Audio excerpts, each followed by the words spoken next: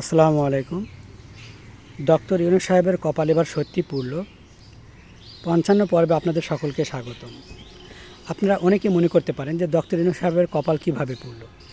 তো এই নিয়ে আমি খোলাসা করে বলি যে ডক্টর ইউনূস সাহেবের কপাল কেন পুরবে না। আপনারা ভালো করে দেখুন তো, ডক্টর ইউনূস সাহেব কাদের ঘাড়ে ভর করে আসছে। উনি তো এতদিন বিদেশে ছিলেন। ডক্টর ইউনূস সাহেব সমন্বয়কদের ঘাড়ে ভর করে বসে আছেন, মানে আসছেন আর কি দেশে। তো যাদের ঘাড়ে ভর করে বসে আছেন তারা কিন্তু ভালো না। এরা হলো জাতীয় বেঈমান। এরা হলো বাংলাদেশের জন্য আর কি ক্যান্সার আর কি। আপনি এখন বলতেই পারেন যে এরা জাতীয় বেঈমান কীভাবে হলো, এরা ক্যান্সার কিভাবে হলো। আপনারা ভালো করে দেখুন না যে জাতীয় বেঈমান এর কারণ হলো আমাদের ঘাড়ে বন্দুক রেখে বন্দুক ফুটিয়ে আমাদের সাথে বেঈমানি করছে। কারণ হলো এরা যখন গদিতে গিয়েছে এরপরে আর বাংলাদেশের জনগণকে চিনছে না, বাংলাদেশের জনগণের সাথে এরা মিশে না। দেখবেন কি একটা নতুন সমন্বয়ক দল, এরা নিজেরাই কী যেন কুটকুট করে। আর ওই মানে মাইকে এসে দুটো বক্তব্য দিলে তার বক্তব্য না কেউ শোনে না কেউ দেখে। বাংলাদেশের জনগণকে এদেরকে ঘৃণা ভরে প্রত্যাখ্যান করেছে। আমার মনে হয় এরা কোনোদিন পালানোর পথও পাবে না, আমার বিশ্বাস। এই যে দেখেন এরা অনেকে এখন বিদেশে হয়তো পাড়ি জমাবে। শুধু আপনাদের একটি কথাই বলে রাখবো যে আপনারা এদেরকে পালানোর সুযোগ দেবেন না। এখন বলে রাখি, এটা হলো জাতীয় বেঈমান। আমাদেরকে চাকরি দিবে অথচ বলে আর কে আন্দোলন করছে, অথচ কেউ চাকরি পাচ্ছে না। আপনি দেখান তো আপনার এলাকার আশেপাশে ফ্রিতে কোনো টাকা ছাড়া চাকরি হয়েছে, দেখাতে পারবেন আপনারা? কারো চাকরি হয়েছে কি? আমরা মনে করছিলাম আমাদের প্রত্যেকের চাকরি হবে, আজ থেকে আমরা স্বাধীন। কিন্তু দেখে থাকেন যারা সমন্বয়ক রয়েছে আর কি, যাদের খাতায় নাম রয়েছে হয়তো তাদেরই চাকরি হচ্ছে বা তারাই এর সাথে যাদের সম্পৃক্ত রয়েছে তাদের সাথে লিয়াজু রয়েছে, শুধু তারাই হয়তো বা চাকরি পাচ্ছে, তবু সেটা টাকার বিনিময়। আমার কথা ভালো করে খেয়াল করে দেখেন, এরা বাংলাদেশের জন্য ক্যান্সার হলো কীভাবে, এর একটা উদাহরণ দিই। কারণ হলো, প্রথম উদাহরণ হলো এরা যে বাংলাদেশের জন্য ক্যান্সার তার একটা প্রধান উদাহরণ আপনাদের দিই। এরা দেখেন না, জুলাই আহত যারা রয়েছে, এই হাসপাতালটা 600 কোটি টাকার একটা হাসপাতাল এরা একবারে দখল করে নিয়ে নিল। আপনি যদি ভালো করে দেখে থাকেন সেই হাসপাতালে দেখেন কত মানুষ এসে কান্নাকাটি করছে, ট্রিটমেন্ট পাচ্ছে না, চিকিৎসা পাচ্ছে না। এবং তারা ওখানে রেস্টুরেন্ট, মানে বাপদাদার সম্পত্তি, এই জুলাই আহত তোদের বলছে, তোরা কি বাপদাদার সম্পত্তি পাইছি? ডাক্তার এদেরকে বলছে আর ট্রিটমেন্ট করা লাগবে না, আপনারা চলে যান। অথচ এখান থেকে তারা মানে সরছে না। এখান থেকে সরার কয়েকটা কারণ হতে পারে। তারা যদি হাসপাতাল থেকে বের হয়ে যায় তাহলে হয়তো সমন্বয়ক যারা রয়েছে তাদের নজর থেকে তারা হয়তো পড়ে যেতে পারে। এই নজরকে ধরে রাখার জন্য হয়তো এগুলো তারা করতেছে।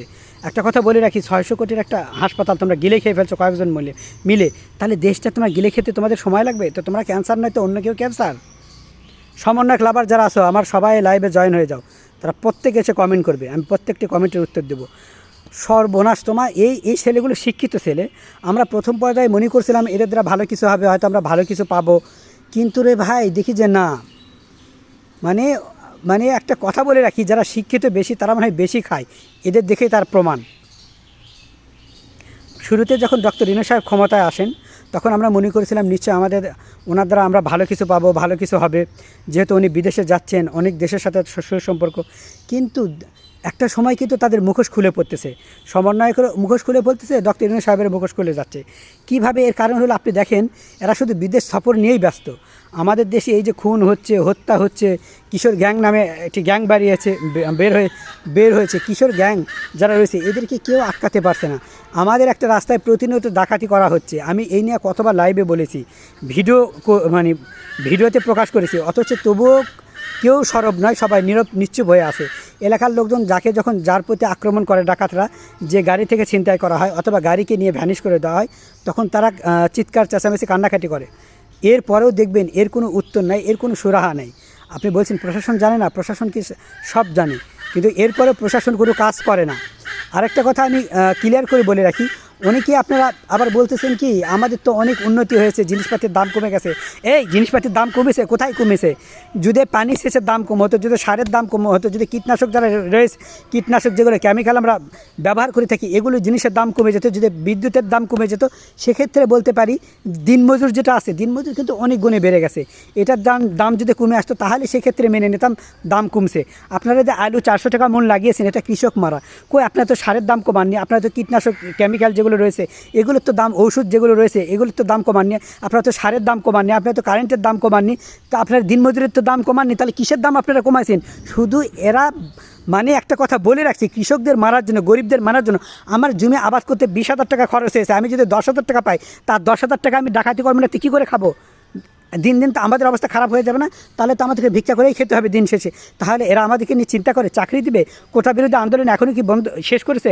ছাত্র আন্দোলন যেটা রয়েছে এর জন্য আবরারের জীবন গিয়েছে, আজ এখনও কেন ছাত্র আন্দোলন থাকবে? নিষিদ্ধ কেন হবে না বলেন?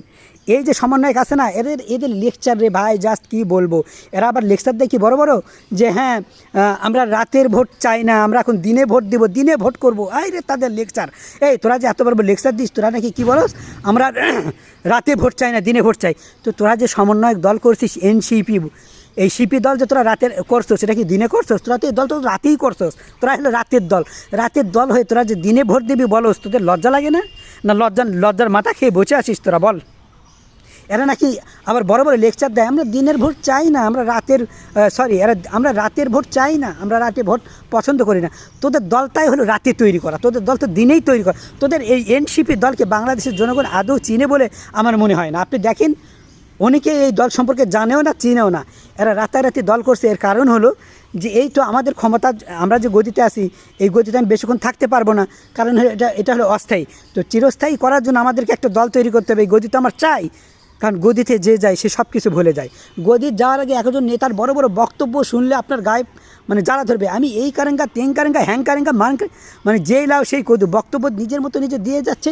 দিয়ে যাওয়ার পর যে আপনি ভোট দিয়ে গদিতে দিবেন, ওরে সর্বনাশ। তো তার আর ধরাছোঁয়া আপনি পাবেন না, সে এখন আমেরিকায় বসবাস করবে।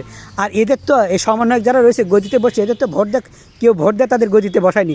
তাই যে এদের অবস্থা সর্বনাশ, করুণ অবস্থা। উপদেষ্টা আসিফের বয়স কত? মানে গদিতে বসার বয়স কত ওনার? অ্যাকচুয়ালি আমি বয়স জিজ্ঞেস করতেছি না, এই গদিতে বসার যে বয়স, এটা 5 বছর হয়নি, 2 বছর হয়নি। এখনই তারা মানুষের গায়ে হাত তোলাতুলি শুরু করছে। ওই যে দেখছেন না, মানে জ্যামের কারণে একজন লাইনম্যানকে মেরে রক্তাক্ত করেছে। আমার কথা হলো, জ্যাম তো আমরাও দুর্ভোগ পোহাই না? ঢাকা শহরে এত জ্যাম, আমাদের এই জ্যাম তো আপনারা কমাতে পারেননি। কমাতে পারছেন কি? এক বিন্দু পরিমাণে জ্যামটা কাজ করেনি। আর অমনি যেই দেখলেন রাস্তায় জ্যাম, আপনি হাত চলতে পারছেন না, অমনি লাইনম্যানকে ধরে পিটালেন। তাহলে এখনই যদি আপনারা ক্ষমতায়, আমরা ভোট দিয়ে আপনাদের নির্বাচনে গদিতে দেইনি, তাতে আপনার মানুষ পিটা শুরু করেছেন। আপনারা সেল তৈরি করছেন না? এই সেল করছেন না, টর্চার সেল। কেন?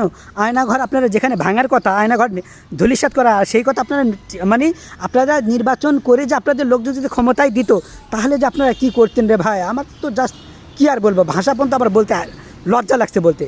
আপনারা যত টিভি চ্যানেল আছেন সকলকে আমি বলছি, আমাকে আপনারা আপনাদের টিভি চ্যানেলে ডাকুন। আমার দরকার আছে দেশের সাথে, দেশের জন্য। আমি মনে করি যমুনা টিভি থেকে যত টিভি রয়েছে, সময় টিভি, এনটিভি, আর টিভি, যত টিভি রয়েছে ভাই, আপনারা আমাকে ডাকুন। আমি আপনাদের আপনাদের মিডিয়া চ্যানেলে গিয়ে আমি কথা বলতে চাই। আমাদের দেশের একটা ভয়াবহ করুণ অবস্থা, অথচ ওরা গদি নিয়ে টানাটানি, মানে কী যে একটা অবস্থা। এই অল্প দিনেই উপদেষ্টা আসিফ এমন ঘৃণিত হয়েছে মানুষের কাছে, সার্জি সালিম এমন ঘৃণার পাত্র হয়ে গেছে, যা মুখে এগুলো বলা আসলে বলতেও লজ্জা লাগে। দেখেননি যে উপদেষ্টা আসিফের কী করছে, যে গলায় জুতার মালা দিছে, জুতার মালা দিয়ে তারপরে অগ্নিসংযোগ করছে। এই তুই তো কয়দিনের একটা বৈরাগী, কী যেন একটা বলে না, একটা প্রবাদ আছে, ভাতে কয় অন্য। আমার কথা হলো, তোমরা শিক্ষিত মানুষ, তোমরা ভালোভাবে দেশ পরিচালনা করবে। তোমরা ভালোভাবে দেশ পরিচালনা করতে পারলে না, তোমরা সেই শিক্ষার মানটুকু রাখলে না। তোমরা বাংলাদেশকে নিয়ে মানে কী বলবো, বাংলাদেশকে নাটক, ড্রামা শুরু করে দিছো, বাংলাদেশকে তছনছ করে দিচ্ছ, শেষ করে দিচ্ছ। ভাই, কী ভুল করেছিলাম বাংলাদেশে জন্মগ্রহণ করে, সেটা আমিই জানি। বাংলাদেশে জন্মগ্রহণ যে আমি পাপ করেছি, মাঝে মধ্যে বলি, এটা বলার অনেক কারণ রয়েছে। এদের কিনা না বলতেও এখন লজ্জা লাগে। আমি মনে করি এই মুহূর্তে যদি আপনারা মনে করেন যে এই থেকে কিভাবে বেরিয়ে আসবো, কিভাবে বেরিয়ে আসা উচিত, কী করলে দেশের জনগণের ভালো হবে, তাহলে আমি মনে করি যে আমাকে আপনার দেশের স্বার্থে আমাকে দরকার বুদ্ধিজীবী হিসাবে। আপনারা ভালো থাকবেন। আমি এই এপিসোড নিয়ে আরও অনেক কথা বলবো, আপনাদের সাথে কথা বলার আছে। আরে ভাই, যেই দেশে আপনি দেখছেন একটা ইলিশ মাছ বিক্রি হয়েছে না 9,000 টাকায়, তোরা একটা জেলে 43 মন ইলিশ মাছ পাইলি। জেলের জালে, একজন জেলের জালে 43 মন ইলিশ মাছ পাইছে। তাহলে এরকম হাজার হাজার জেলে আছে, লাখ লাখ জেলে আছে, কতগুলো মাছ পেয়েছে? অনেক মাছ। তাহলে তো মাছের দাম কমার কথা। তাহলে একটা ইলিশ মাছ 2 কেজি ইলিশ মাছ 9,000 টাকায় বিক্রি হয়েছে। তাহলে আমরা ইলিশ মাছ খেতে পারবো? এই তোরা সংস্কার কর, যা, তোরা সংস্কার করস না, তোরা জাতীয় মাছের নাম পাঙ্গাস মাছ দিবি। আর নয় আমরা যে খাই, কী মাছ একটা আছে,